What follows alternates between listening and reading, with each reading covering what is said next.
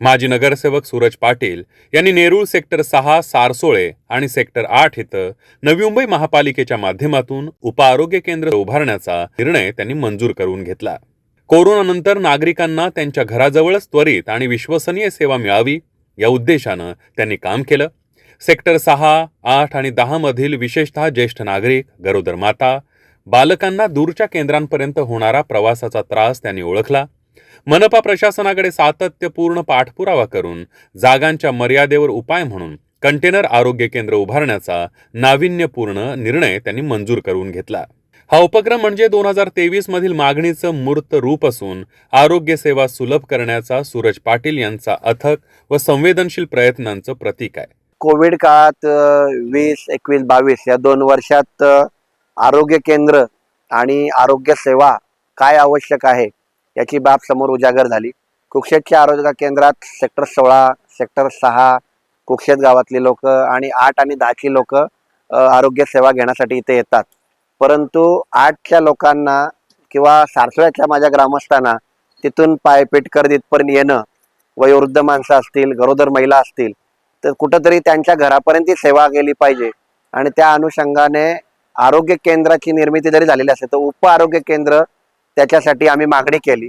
2023 ला झालेली मागणीचा पाठपुरावा करत आज मला आनंद आहे की 2025 आता चालू आहे आणि उप आरोग्य केंद्र म्हणजे पोटा केबिन च्या द्वारे त्या ठिकाणी आरोग्य यंत्रणा आता सक्षम कार्यरत राहणार आहे। सारसोळ्याला हरिला सोसायटीच्या समोर असलेल्या प्लॉटवर त्या ठिकाणी आम्ही नियोजन त्यांना दाखवलेलं आहे। त्यानंतर सेक्टर 8 ला 2 ते 3 जागा उल्लेखित केल्यात आणि आरोग्य विभागाच्या माध्यमातून माननीय आयुक्तांच्या माध्यमातून ही मंजुरी आलेली आहे आणि आनंद आहे की आता सेक्टर 8 आणि 10च्या लोकांना आरोग्य सेवा त्यांच्या सेक्टरमध्ये मिळणार आहे।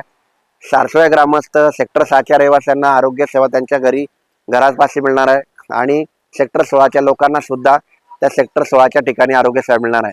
त्यामुळे कुक्षेत आरोग्य केंद्राला लागणारी रीक किंवा लोकांची होणारी गैरसोय कुठेतरी कमी होईल आणि एक चांगली आरोग्य यंत्रणा ह्या आमच्या परिसरात राबवण्यात आता यश आलेलं आहे। लोकांना ती सेवा उपलब्ध होणार आहे याचा आनंद आहे।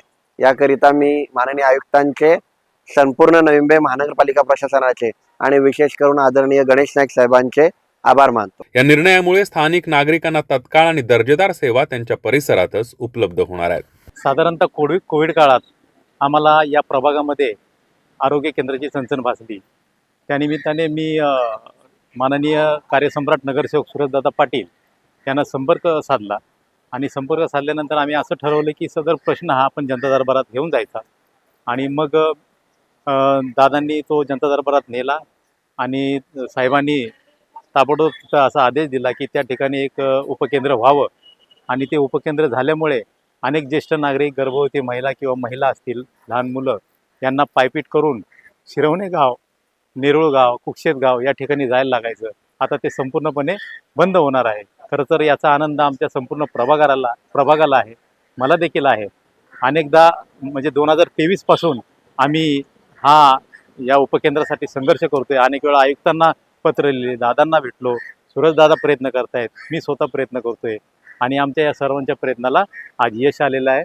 म्हणून मी लोकनेते गणेशजी नाईक साहेब, वनमंत्री महाराष्ट्र राज्य आणि आयुक्त नवी मुंबई सन्माननीय साहेब यांचं आणि माजी नगरसेवक सूरजदादा पाटील यांचंही देखील मी या ठिकाणी आभार मानतो आणि इथल्या MIG LIG मध्ये राहत असणाऱ्या जनतेला या ठिकाणी आज आपण एक म्युन्सिपाल्टीच्या किंवा महानगरपालिकेच्या अंतर्गत या ठिकाणी तुम्ही उपकेंद्र दिलं, त्याबद्दल मी आयुक्तांचे आभार मानेन, नाईक साहेबांचे आभार मानेन आणि सूरजदादाचे आभार मानेन। माननीय वनमंत्री गणेशजी नाईक साहेब व श्री सूरजदादा पाटील व आपले ॲडव्होकेट गणेशजी रसाळ साहेब यांच्या प्रयत्नाने प्रभाग क्रमांक 23 मध्ये यांच्या प्रयत्नाने आरोग्य केंद्र होत आहे।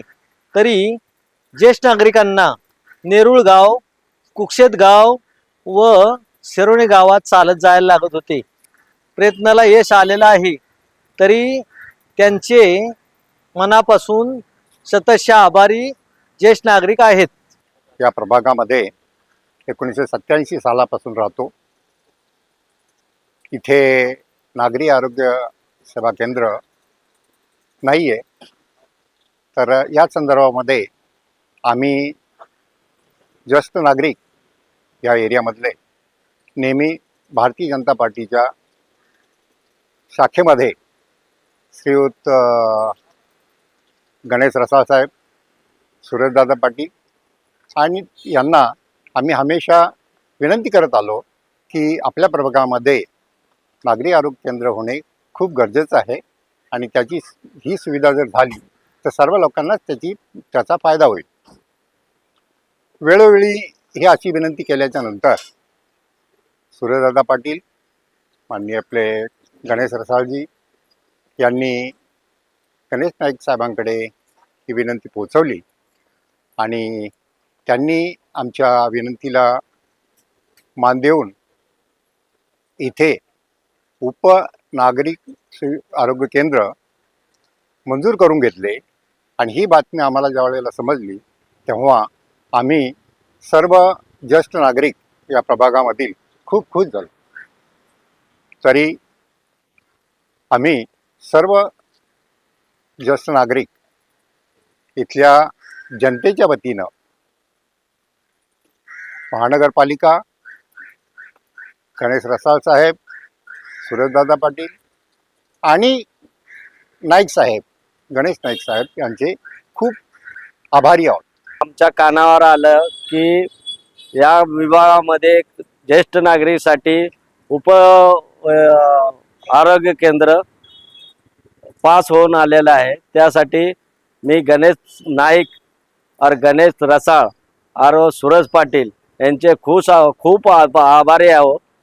राज्याचे वनमंत्री आदरणीय गणेशजी नाईक साहेब, त्यानंतर आमच्या या नेरूळ विभागाचे नेते आदरणीय सुरेशदादा पाटील आणि त्यांच्या नेतृत्वात काम करणारे आमचे परम मित्र ॲडव्होकेट गणेश रसाळ यांच्या माध्यमातून आता इथं मला आत्ताच कळलं व इथं काहीतरी आरोग्य केंद्र चालू करणार आहेत.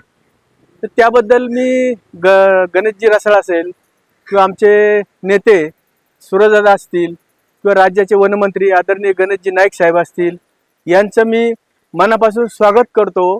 आणि नवी मुंबईचं कुठलंही काम जर गणेश नाईक साहेबांकडे घेऊन गेलो तर ते काम झाल्याशिवाय राहत नाही, हा माझा स्वतःचा विश्वास आहे. आणि म्हणून मी या राज्याचे नेते गणेशजी नाईक साहेब, आदरणीय आमचे नेते नेरूळ विभागाचे नेते सुरेशदादा पाटील साहेब, आमचे ॲडव्होकेट गणेशजी रसाळ आणि ह्या विभागातल्या सगळ्या जनतेच्या वतीनं मी ॲडव्होकेट गणेशजी असतील, आमचे परम मित्र सुरेशदादा असतील, राज्याचे वनमंत्री गणेशजी नाईक साहेब असतील यांचं मी मनापासून आभार मानतो. कारण जे प्रश्न नाईक साहेबांच्या दरबारी गेले आणि ते दरबारी मांडत असताना आमचे सुरेशदादा आमच्याबरोबर असतात. त्याच्यामुळे सुरेशदादा हा असा एक नेता आहे का त्यांच्या घरी रात्री 12 वाजता जा, 1 वाजता जा, 2 वाजता जा, त्यांचा दरवाजा उघडा असतो आणि ते सांगतात बा काय काम आहे तुमचं बोला. म्हणजे असा एक नेता आमच्या नवी मुंबई नेरूळ विभागामध्ये आम्हाला मिळालेला आहे. त्याबद्दल मी सगळ्यांचा आभार मानतो.